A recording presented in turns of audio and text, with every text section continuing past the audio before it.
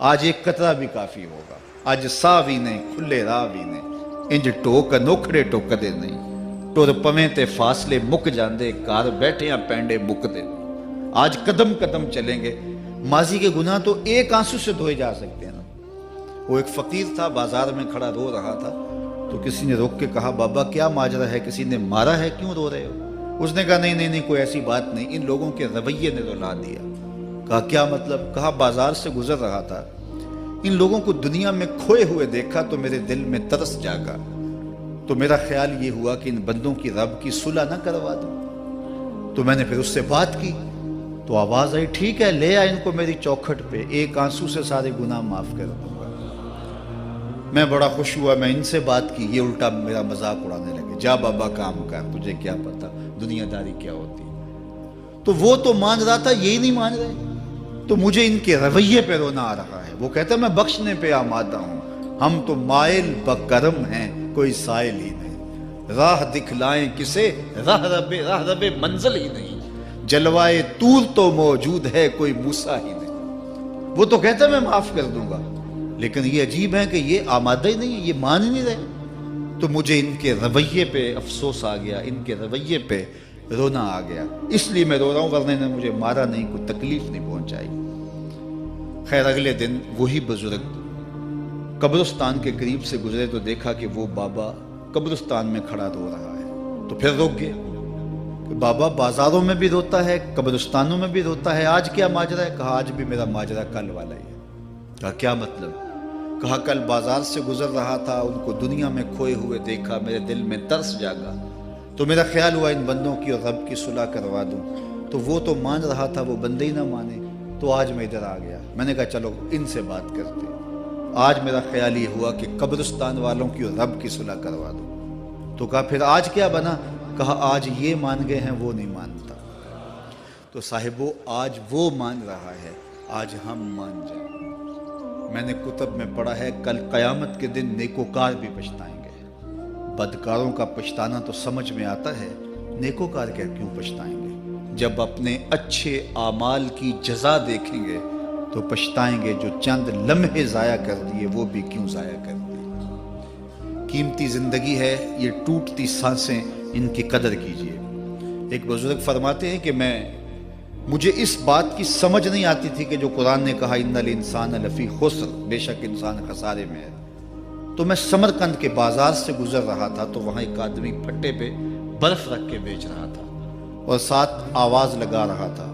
آج کل تو یہاں وہ پاپڑ بیچنے والے بھی کوئی آواز لگاتے، تو وہ برف پھٹے کے اوپر رکھ کے بیچ رہا تھا اور ساتھ آواز لگا رہا تھا۔ آواز کیا تھی؟ ارحمو ارحمو الا من یذوب راس مالہ، او گزرنے والوں میرے پہ ترس کھاؤ، میں ایسا تاجر ہوں جس کا راس المال پگھلتا جا رہا ہے۔ چونکہ یہ جو برف ہے ایسا سودا ہے جو گاہک کا انتظار نہیں کرتا۔ آپ کپڑا بیچتے ہیں، آج گاہک نہیں آیا، ہو سکتا ہے کل دعانے مہنگا بیچ لیں۔ آپ پیٹرول بیچتے ہیں، ہو سکتا ہے کہ کل پڑا 6 روپے اوپر چلا جائے، آپ کا لاکھوں کروڑوں کا فائدہ ہو جائے۔ لیکن آپ اگر برف بیچتے ہیں، آج نہیں بکی تو کل برف ہی نہیں ہوگی۔ تو وہ سیل پہ برف بیچ رہا تھا اور ساتھ لوگوں کو دہائی دیتے ہوئے کہہ رہا تھا، او لوگو میرے پہ ترس کھاؤ، مجھ سے برف لیتے جاؤ، میں ایسا تاجر ہوں جس کا راس المال پگھلتا جا رہا ہے۔ تو کہتے ہیں جب اس نے یہ آواز لگائی نا تو میرے قدم رک گئے اور میں اس کے قریب چلا گیا اور میں نے کہا کہ مجھے ان الانسان لفی خسر کا ترجمہ سمجھ میں آ گیا۔ جس طرح تیری برف پگھلتی جا رہی ہے، میری زندگی پگھلتی جا رہی ہے، اور اگر تو اب برف وقت پہ بیچ لے، ان پگھلتی برف کو تو درہم کے بدلے، دینار کے بدلے، پارچہ جات کے بدلے، جنس کے بدلے فروخت کر لے تو فائدہ ہو جائے گا، 4 آنے تیرے ہاتھ لگ جائیں گے۔ اور میں بھی ان سانسوں کے بدلے درود پڑھ لوں، ان سانسوں کے بدلے سجود کر لوں، ان سانسوں کے بدلے قیام کر لوں، کسی دکھی کے سر پہ ہاتھ رکھ دوں، کسی پریشان کی پریشانی دور کر دوں تو میری سانسیں کام آ جائیں گی، ورنہ یہ ٹھہریں گے نہیں۔ سوئے ہوئے ہوں تو پھر بھی سانسیں ٹوٹ رہی ہوتی ہیں۔ تو ہم کتنی جلدی موت کی طرف بڑھ رہے ہیں، تو زندگی کتنی مختصر ہے اور ہم کتنے بے پرواہ ہیں۔ آنکھیں اس وقت کھلتی ہیں جب آنکھیں بند ہوتی ہیں، لیکن کیا فائدہ اس وقت کا؟ آج کا پچھتاوا کل کی بہتری کی ضمانت ہے، اور آج کے پچھتاوے سے کل کی زندگی کی خوبصورتی نصیب ہو سکتی ہے۔ اس لیے یہ ڈھلتا ہوا سورج، یہ دیکھیں ابھی جب داخل ہوئے تھے تو سورج ابھی سر پہ تھا، لیکن اب سورج درد غروب سے زرد ہو چکا ہوگا اور چند لمحوں کے بعد وہ نگاہوں سے اوجھل ہوگا۔ میاں صاحب بھی بولے کہ زندگی تیری جو ہے ڈوبتے سورج کی طرح ہے، ڈیگرتے دن گیا محمد اوڑک نو ڈوب جانا۔ تو یہ میں اور آپ لمحہ لمحہ موت کے قریب ہو رہے ہیں۔ اس سے قبل کہ وہ وقت آئے کوئی حجت باقی نہ رہے، مجھے اپنی زندگی کو، آپ کو اپنی زندگی کو اللہ اور اس کے رسول کی چوکھٹ پہ حاضر کر دینا ہے۔ ہمارے میزبان محترم نے کہا والدہ ماجدہ کی بابت، تو آج ان کے اصالِ ثواب کے لیے میں اور آپ جمع ہیں۔ ایک وقت ہمارے اوپر بھی آنے والا ہے کہ لوگ ہمارے لیے جمع ہو رہے ہوں گے۔ یہ وقت تو آنے والا ہے، اس کے تو چھٹکارا نہیں ہے، اس سے تو خلاصی نہیں ہے، کوئی بھاگ سکتا نہیں ہے، موت سے تو فرار نہیں ہے۔ تو آج وہ نہیں ہیں، لیکن ان کا سعادت مند بیٹا ان کی یادوں کے چراغ کو روشن کیے ہوئے ہے۔ ورنہ میں ایسے بیٹے بھی دیکھے ہیں جنہوں نے اپنی سکی ماں کا جنازہ نہیں پڑھا۔ آپ کہیں گے کوئی ایسا بد نصیب بھی ہو سکتا ہے، جنازگاہ میں گیا ہے لیکن وہاں جا کے کھڑا رہا ہے، جنازہ نہیں پڑھا۔ آپ کہیں گے کہ ایسا بد نصیب، میں نے کہا ایسے بد نصیب آپ نے بھی دیکھے ہوں گے۔ یہ کون سے بد نصیب ہیں؟ یہ وہ بد نصیب ہیں جنہیں جنازہ آتا نہیں، ساری زندگی لوگوں سے فراڈ کرتے ہیں، اور جب اپنی ماں مر جاتی ہے، اپنا باپ فوت ہو جاتا ہے، تو یہ فراڈ پھر وہ اپنی ماں سے بھی کرتے ہیں، اپنے باپ سے بھی کرتے ہیں۔ مجھے بتاؤ کتنا بد نصیب ہے وہ بیٹا کہ جو اپنی ماں سے، اور وہ بھی مرنے کے بعد فراڈ کر رہا ہے، اور اپنے باپ سے وہ بھی مرنے کے بعد فراڈ کر رہا ہے۔ اور کتنا خوش نصیب بیٹا ہے کہ جو روزانہ اپنی ماں کے لیے دعا کرتا ہے۔ اور میں کہتا ہوں اگر بیٹا نمازی ہوگا، بیٹی نمازی ہوگی، اہتمام سے دعا نہ بھی کرے، دن میں کتنی مرتبہ کہے گے ربنا اغفر لی ولوالدی، اے اللہ مجھے بھی بخش دے، میری ماں کو بھی بخش دے، میرے باپ کو بھی بخش دے۔ اور جب بندے ہاتھ اٹھا کے دعا مانگتے ہیں اللہ خالی ان ربکم حیی کریم یستحیی من عبدہ اذا رفع یدیہ ان یردہما صفرا، تمہارا رب حیا کرنے والا سخی ہے، کریم ہے۔ بندے جب اس کے سامنے ہاتھ اٹھا کے دعا مانگتے ہیں، اللہ فرماتا ہے مجھے شرم آتی ہے ان کے اٹھے ہوئے ہاتھ خالی کیسے موڑ دوں۔ انہوں نے میرے سے مانگا ہے، میں بھی نہیں دوں گا تو کس در پہ جائیں گے۔ میں ایک دیہاتی بات کرنا چاہتا ہوں، اتنے لوگ جتنے آپ یہاں بیٹھے ہیں، اتنے لوگ اٹھ کے کسی دنیا دار کے ڈیرے پہ چلے جائیں اور اس سے کچھ مانگیں اور وہ دے سکتا بھی ہو، تو کیا وہ آپ کو خالی لوٹا دے گا؟ وہ کہے گا ڈیرہ داری کی شان کے خلاف ہے کہ اتنے لوگ دروازے پہ آ گئے اور ان کو خالی موڑ دوں۔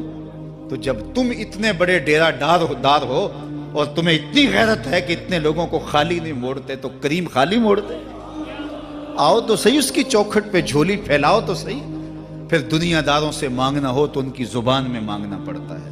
اللہ سے جس زبان میں مرضی مانگو، عربی میں مانگو، اردو میں مانگو، ہندی میں مانگو، سندھی میں مانگو، اقبال کے لہجے میں مانگو، سادی کے انداز میں مانگو۔ نہیں مانگنا آتا خالی ہاتھ پھیلا دو، وہ بند لبوں کی بولیاں بھی سنتا ہے۔ آؤ تو صحیح اس کی چوکھٹ پہ، اپنے ہاتھ پھیلاؤ تو صحیح۔ دنیا داروں سے مانگے تو ناراض ہوتے ہیں، خدا سے نہ مانگو تو ناراض ہوتا ہے۔ اللہ کل ما یابو بکم ربی لولا دعاؤکم، آؤ نا اس کی چوکھٹ پہ، دستے طلب دراز کرو۔ دنیا داروں سے مانگنے کے لیے وقت چاہیے۔ اس وقت تو صاحب سوئے ہوں گے، اس وقت تو ناشتہ کر رہے ہوں گے، اس وقت تو بیوی بچوں کے ساتھ مشغول ہوں گے، لیکن اللہ سے جب بھی مانگو، پچھلے پہر کنڈی کھڑکاؤ در رحمت کھلا پاؤ گے۔ دن کو مانگو، رات کو مانگو، مانگو تو صحیح، وہ تو اتنا کریم ہے۔ اچھا بت کو سامنے کھڑا کیا ہے اور زلیخا ہاتھ جوڑے بت کے آگے پکار کرتی ہے، روزانہ سے شام کھڑی ہو جاتی ہے، یا صنمی یا صنمی، اے میرے بت، اے میرے بت، بچھڑا ہوا یوسف ملا دے۔ سحر دم تک پکارتی رہتی، عمر بیت گئی، چہرے پہ جھریاں آ گئیں، بڑھاپا طاری ہو گیا۔ ایک دن رات کا پچھلا پہر ہے، بت کے آگے ہاتھ جوڑے یا صنمی کا وظیفہ پڑھ رہی ہے۔ اچانک نیند کا جھٹکا آ گیا، زبان بل کھا گئی، بولی یا سمادی، یا سمادی۔ کہا جبریل جلدی جا، یوسف کے گھوڑے کا رخ موڑ دے۔ یا اللہ تجھے تو نہیں پکار رہی، وہ تو بت کو پکار رہی ہے۔ زبان بل کھا گئی، یا صنمی کی بجائے یا سمادی کے لفظ زبان پہ آ گئے۔ کہا جبریل اتنا عرصہ ہوا بت کو پکارتے ہوئے، اس نے کوئی جواب نہیں دیا، آج جیسے بھی اس کے لبوں پہ میرا نام تو آیا ہے، اگر میں نے بھی جواب نہ دیا میرے اور بت میں فرق کیا ہوا؟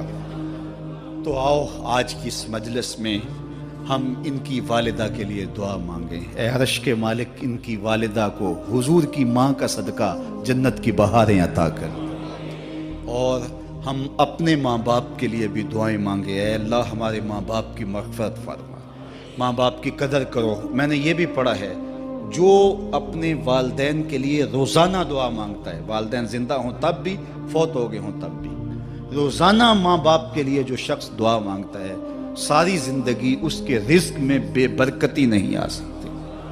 تو اپنے ماں باپ کو اگر زندہ ہیں تو قدر کرو، فوت ہو گئے ہیں تو ان کے لیے کثرت کے ساتھ دعا کرو۔